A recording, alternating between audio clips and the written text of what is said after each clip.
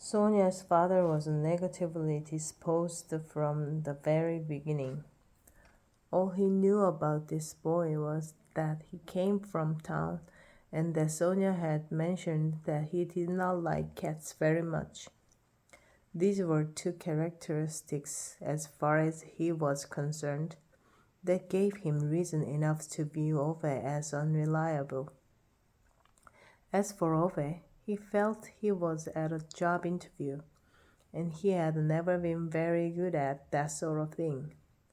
So when Sonia wasn't talking, which admittedly she did almost all of the time, there was a sort of silence in the room that can only arise between a man who does not want to lose his daughter and a man who has not yet completely understood that he has been chosen to take her away from there. Finally, Sonia kicked Ove's shinbone to make him say something. Ove looked up from his plate and noted the angry twitches around the edges of her eyes. He cleared his throat and looked around with a certain desperation to find something to ask this old man about. Because this was what Ove had learned. If one didn't have anything to say, one had to find something to ask.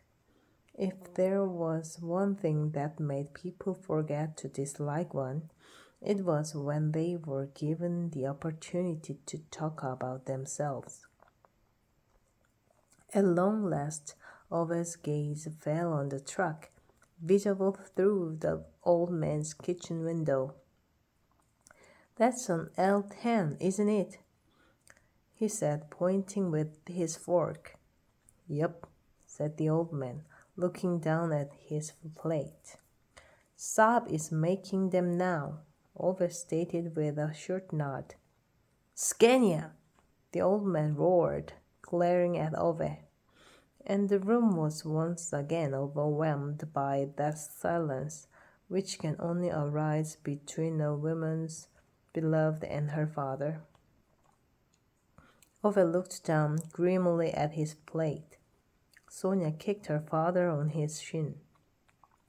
Her father looked back at her grumpily, until he saw those twitches around her eyes. He was not so stupid a man that he had not learned to avoid what tended to happen after them. So he cleared his throat irately and picked at his food. Just because some suit at Saab waved his wallet around and bought the factory, it doesn't stop being a Scania. He grunted in a low voice, which was slightly less accusing, and then moved his shin bones a little farther from his daughter's shoe. Sonia's father had always driven Scania trucks. He couldn't understand why anyone would have anything else.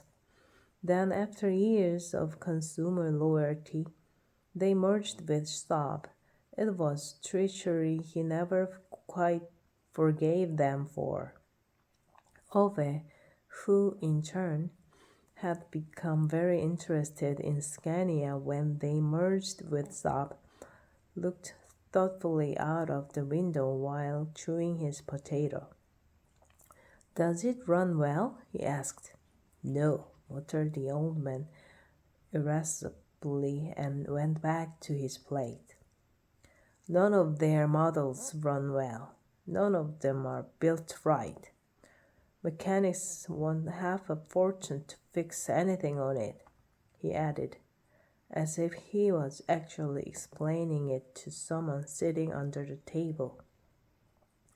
"I can have a look at it if you let me," said Ove and looked enthusiastic all of a sudden.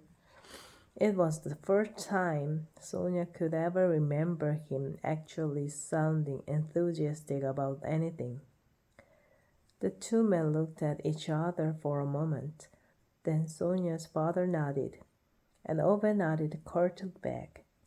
And then they rose to their feet, objective and determined. in the way two men might have if they had just agreed to go and kill a third man. A few minutes later, Sonia's father came back into the kitchen, leaning on his stick, and sank into his chair with his chronically dissatisfied mumbling. He sat there for a good while, stuffing his pipe with care, then at last nodded at the saucepan and managed to say, "Nice." "Thanks, Dad," she smiled. "You cooked it, not me," he said. "The thanks was not for the food," she answered and took it away the plates, kissing her father tenderly on his forehead at the same time as she saw it driving in under the bonnet of the truck in the yard. Her father said nothing, just stood up with a quiet snort and took the newspaper from the kitchen top. Halfway to his armchair in the living room, he stopped himself, however, and stood there slightly unresolved, leaning on his stick. "Does he fish?"